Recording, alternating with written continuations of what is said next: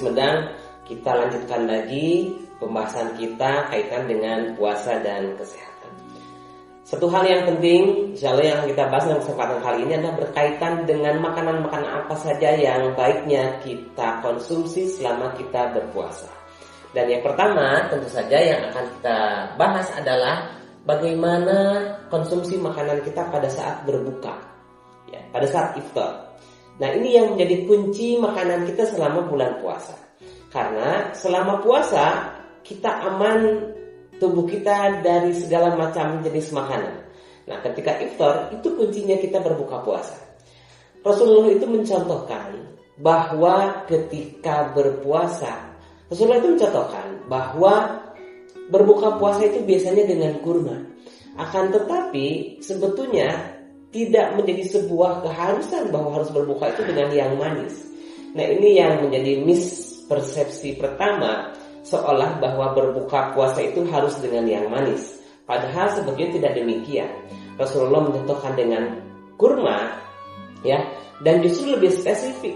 Kurma yang biasa dikonsumsi oleh Rasulullah itu adalah kurma rutop.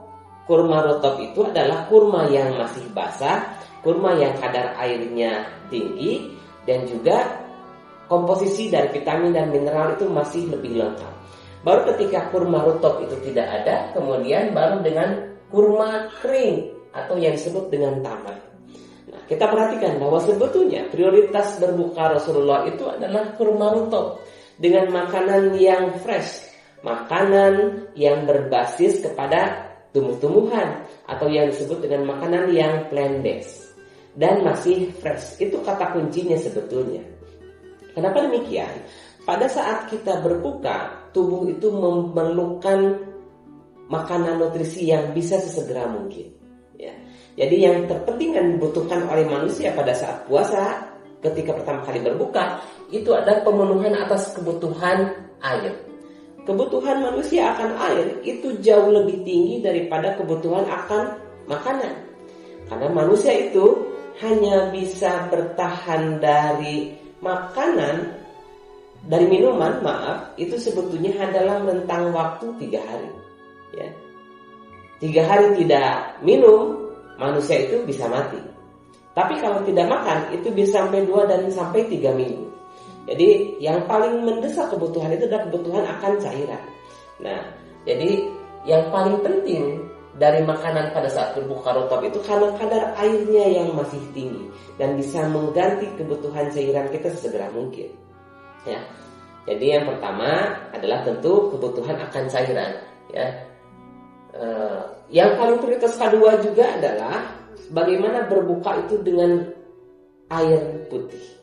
Ya, terutama air mineral yang dibutuhkan oleh tubuh untuk menyegarkan tubuh sesegera mungkin. Kemudian dengan makanan yang tadi contohkan adalah rutop. Ya, kalau kita di zaman sekarang, kalau ada makanan kurma basahnya itu juga satu hal yang baik.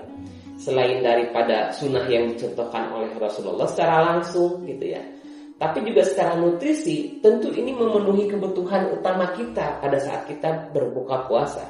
Kebutuhan akan cairan, kebutuhan akan nutrisi, vitamin mineral yang masih fresh gitu. Tapi ketika kita komparasikan bagaimana kondisinya ketika tidak ada kurma rutop atau kurma yang basah ini, maka sebetulnya kalau kita mengkiaskan akan juga sangat baik ketika kita berbuka dengan makanan yang berbasis tumbuhan yang ada di sekitar kita. Kurma rutop itu bukan kurma yang bisa tahan lama. Jadi harus dalam jangkauan yang dekat.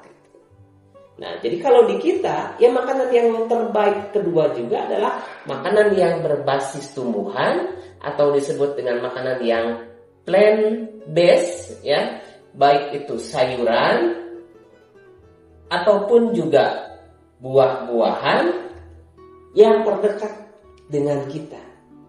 Jadi kalau kita orang Sumedang, makanan minuman yang terbaik pada saat berbuka adalah buah-buahan, sayur-sayuran yang dihasilkan dari tanah Sumedang atau yang terdekat dari Sumedang. Itu adalah makanan yang terbaik. Karena sudah pasti makanan itu adalah makanan yang paling fresh, makanan yang paling segar, yang tidak perlu diawetkan dengan cara apapun. Dan itu adalah makanan yang terbaik yang kita pakai pada saat kita berbuka puasa. Jadi yang pertama itu. Kalau kemudian tidak ada, barulah kemudian pilihan yang keduanya adalah makanan yang sudah terawetkan. Tapi Rasulullah mencontohkan sebetulnya yang terbaik adalah makanan yang segar. Jadi bukan berarti kadar manisnya yang dibutuhkan. Karena ternyata kurma itu sebetulnya ternyata ketika dilakukan penelitian, kecepatan dia berubah menjadi gula darah, menaikkan gula darah, itu tidak secepat buah-buahan yang lainnya. Apalagi kalau kurma yang dicontohkannya adalah kurma ajwa, ya.